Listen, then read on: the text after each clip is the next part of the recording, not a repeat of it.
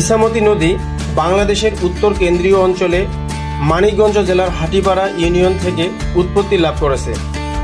এটি ঢাকা জেলার নবাবগঞ্জ উপজেলার মধ্য দিয়ে প্রবাহিত হয়ে মুন্সিগঞ্জ জেলার লৌহজং উপজেলায় পদ্মা নদীতে মিলিত হয়েছে।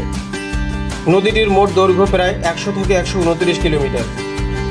নদীটি অত্যন্ত বাঁকানো ও সর্পিল প্রকৃতির, যা এর প্রাকৃতিক সৌন্দর্য বৃদ্ধি করেছে।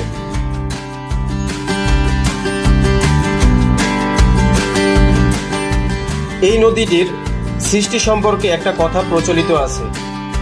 মুঘল আমলে ইসলাম খাঁর নির্দেশে ঈশা খাঁ কর্তৃক খননকৃত একটি খাল, যা পরবর্তীতে ইছামতি নদীতে রূপ নেয়। এই খালটি ঢাকা থেকে মুর্শিদাবাদ পর্যন্ত যাতায়াতের সুবিধার্থে তৈরি করা হয়েছিল।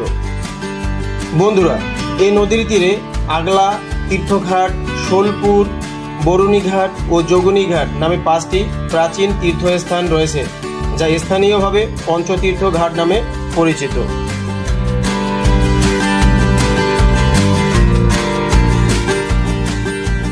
এই নদীটির নামকরণ কিভাবে হয়েছে তারও একটি ইতিহাস আছে। যেমন, মুঘল সাম্রাজ্যের অন্যতম ব্যক্তিত্ব ঈশা খাঁর নাম অনুসারে ইছামতি নামটি এসেছে, যা কালক্রমে ইছামতিতে রূপান্তরিত হয়েছে।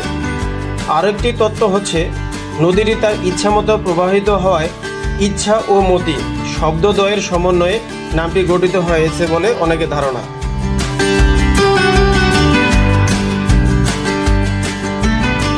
তবে যেভাবেই নামটি আসুক, অর্থনৈতিকভাবে এই নদীর গুরুত্ব তৎকালীন সময়ে যথেষ্ট ছিল। আর এই নদীকে কেন্দ্র করে নবাবগঞ্জ উপজেলার অর্থনীতি একসময় বিস্তার লাভ করেছিল, যা কোলাকোপায় আসলে এ সম্পর্কে বিস্তারিত জানা যায়। বন্ধুরা, এই নদী সম্পর্কে কেন বিস্তারিত তথ্য উপস্থাপন করলাম তার কারণ হচ্ছে, আমি যে জমিদার বাড়ি সম্পর্কে আলোচনা করব তা এই নদীর কোল ঘেঁষে অবস্থিত।